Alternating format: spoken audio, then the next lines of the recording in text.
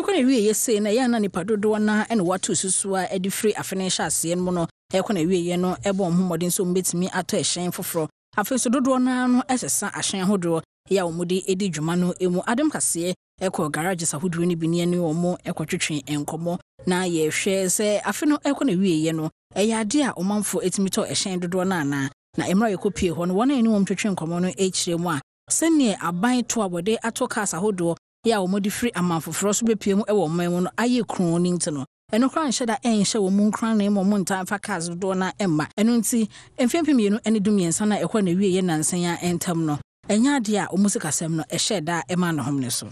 obi antimi anto ka ye di wie de na ye on the second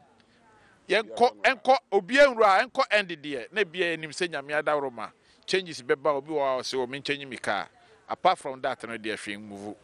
this year pa there from since January coming in there no man go through duties cry too much last year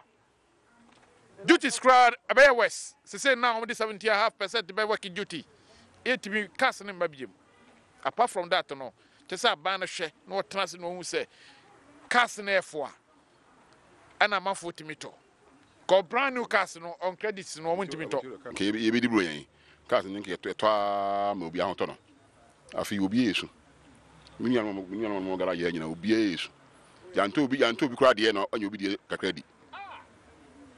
nyina se ka no boy de man boy de so agina duty ni so because obi ko fa to ne ka ba ni be duru aduty ye agina ko to ka be miensa na mienu abrochire ho o so ba se na be gina so nyakra ho ana wa to feed ho no so se na so be je to omu ntime nto ti won si ho ti afi ri se abana ntwanye bibidi a na se de o mo kan na se agina ko tana abrochire se de o mo kan se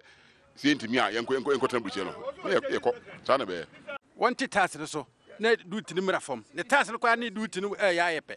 so ko yi 2.0 task ni bebrebe uyi 1.9 task ni bebrebe this year ko ya na ye bai wonsam foforo mu no cowness ni adrobafo a afi ehya ase wo monso ekopie mu ewo DVL ya wo monso epeso mo ko register wo mo ahyan ahodo no e de abetudwa ya wo mo ekire se etwamenebo ya yede emene wo mo ho no se empenifo entimi ansori waka na wo mo ameka bi amfa ama wo mo de a ebeyire se benta e de ama wo mo ni nyine mo no empenifo a wo mo ewo DVL ewo nkramante mu ha ene ayeda yedi kan ayede eye adwuma ewo afi mu no ahyan makomako ahenu aduonum ena wo mutimi e register ya wo mo chese ni aka ni nyina ne free chine kono eno mbe hyase edi dwuma. So as the vehicle has been examined and the custom has released the vehicle for registration, payment is done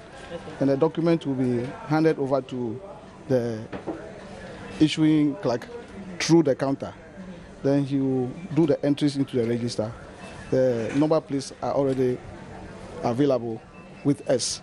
So after she has done the entries, then we'll detach the copies for the client and hand it over to him with the number plate, and then they will go and fix the number plate on the vehicle.